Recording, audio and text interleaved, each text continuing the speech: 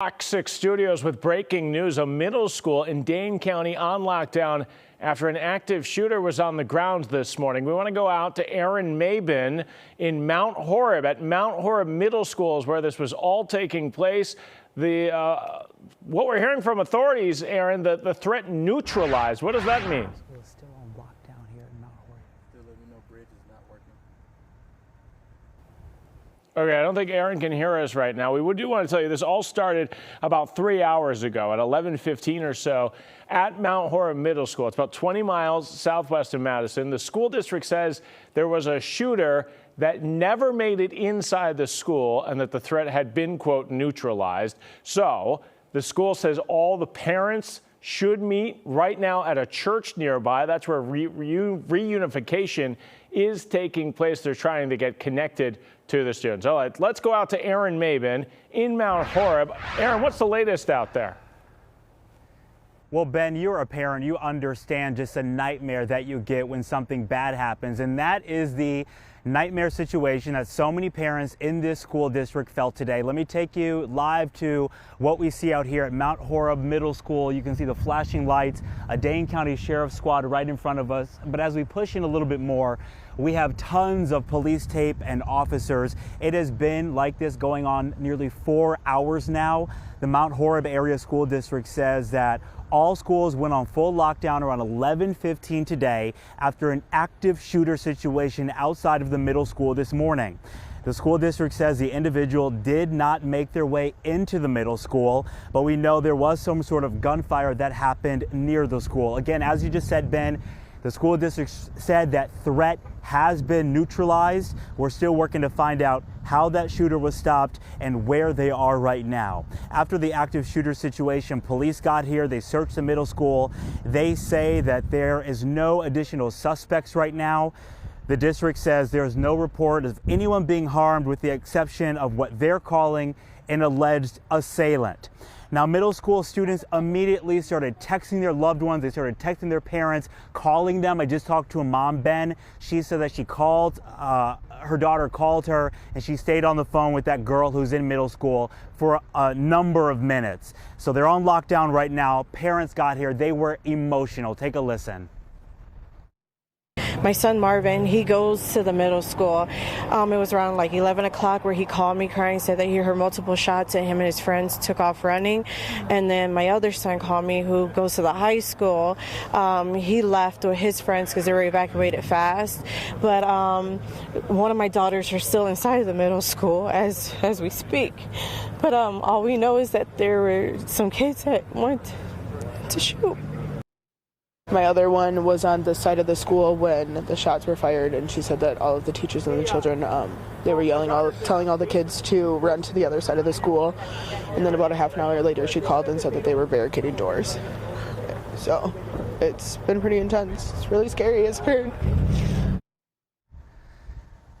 So back here live, taking a live look right outside the middle school that is still on full lockdown right now. We have learned that the little kids, the elementary school students going till about 5th grade, have been reunified with their family members. But again, the middle school students still on lockdown right now. No word on when they will be able to get out of the middle school and back with their loved ones. But I just want to show you this look right here as we see an officer walking closer with a weapon behind him. We've been seeing that around town as they have really saturated this area, blocking off the middle school with a number of officers with large guns, large rifles as they handle this situation. But again, they say that threat is neutralized, so we know at least one person has been shot. It led to a very chaotic scene and a lot of emotion in this really small town, Ben. I got to tell you, we just drove around it trying to find other spots to get a better vantage point, and everyone in this town knows about this situation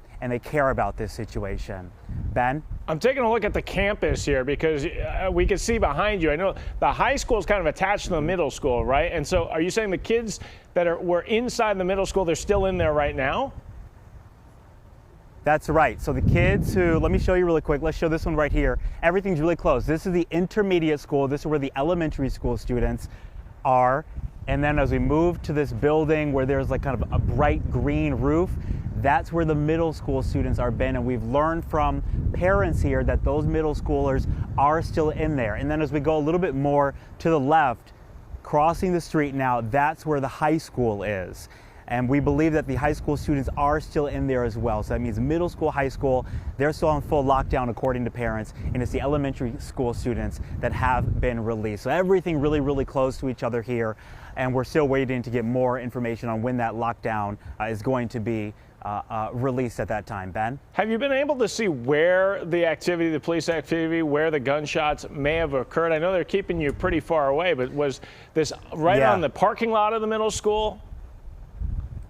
So what we've learned from the district is that the shooting happened near the middle school doors. They said that the person didn't get into the building, but it happened near the middle school doors.